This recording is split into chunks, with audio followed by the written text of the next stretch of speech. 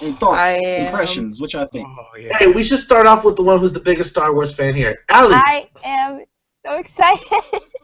Like seriously, this makes me more hyped than The Force Awakens. Just because it's so different.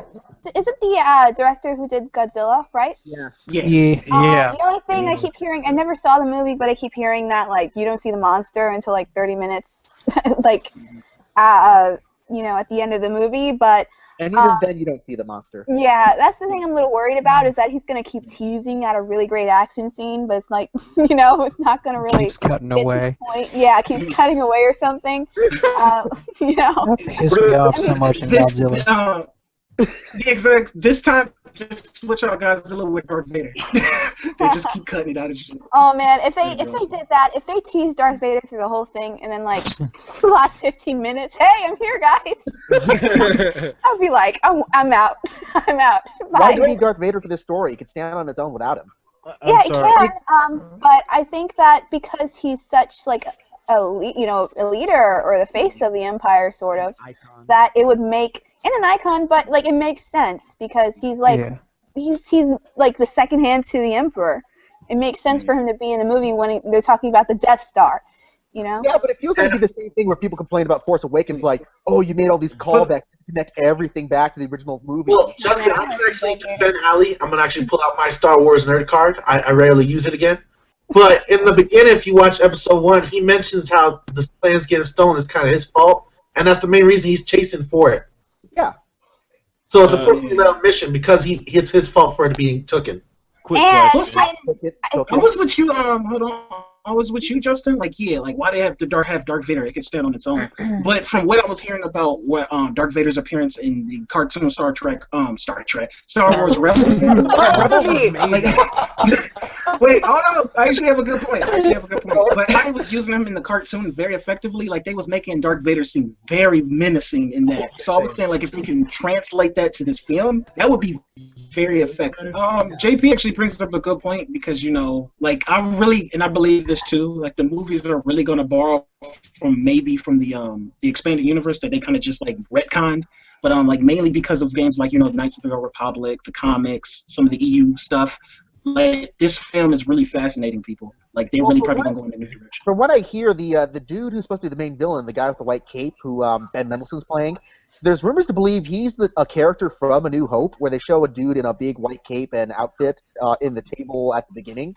When Darth Vader's talking to the Admiral. So I can see where they're trying to like tie in all this other like random little details and facts from the extended universe into it. So. I mean, I like that this is going this looks like it's going to be a very different Star Wars movie. Like, it doesn't have the fantasy element that the original trilogy and Force Awakens had.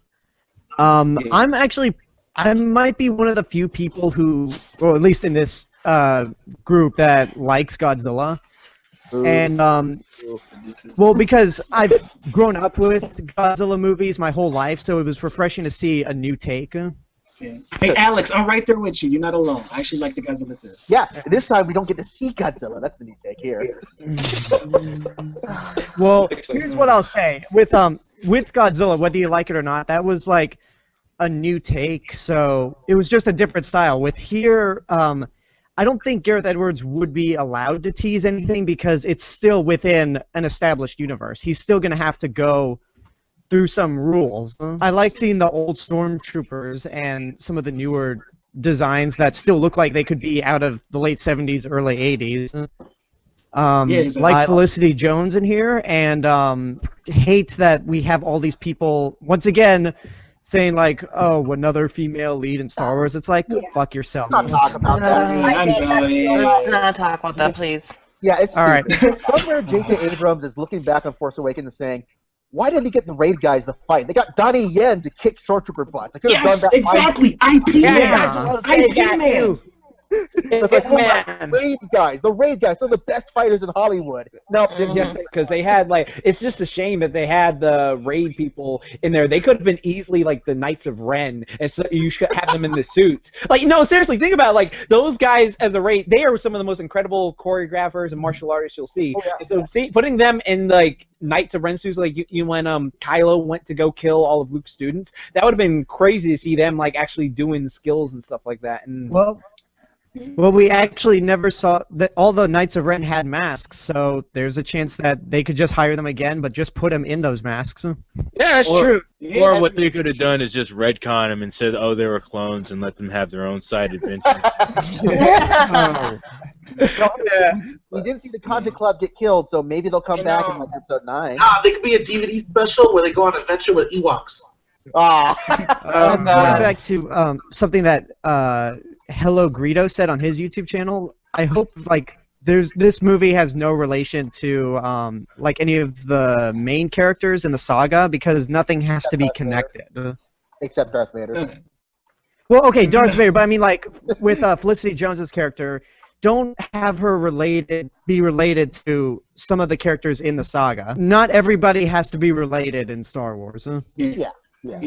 That's what Korea said. That was the problem with the prequels. He was saying like you make your universe seem too small, where everybody's related to everybody. Anakin made C-3PO and shit like that. So yeah, I agree with you. One thing I'm really excited about is the last shot in this trailer. We finally get AT-ATs back. AT-ATs, yes, more AT-ATs. Hey, seriously, stop saying AT-AT.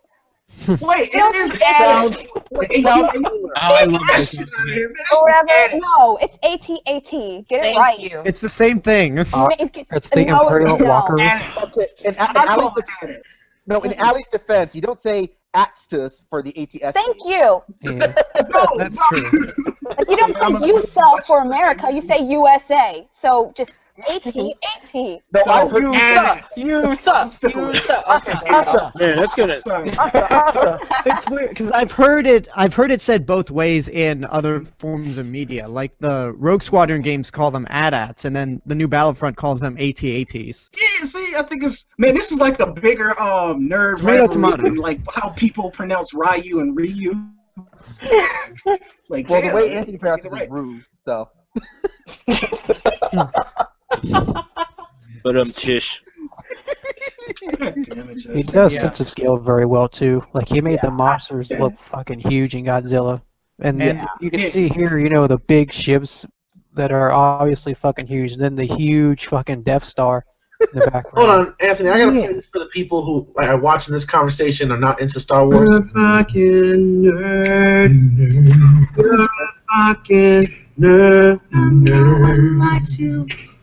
That's how I feel this whole conversation about this AT-T shit. Isn't this pretty much the whole? Are you guys really arguing about the pronunciation of a fucking invisible, not even visible, imaginary vehicle? Yes. Yes. Ganja, apparently you've never been to enough comic conventions to see that this happens all the time. God damn.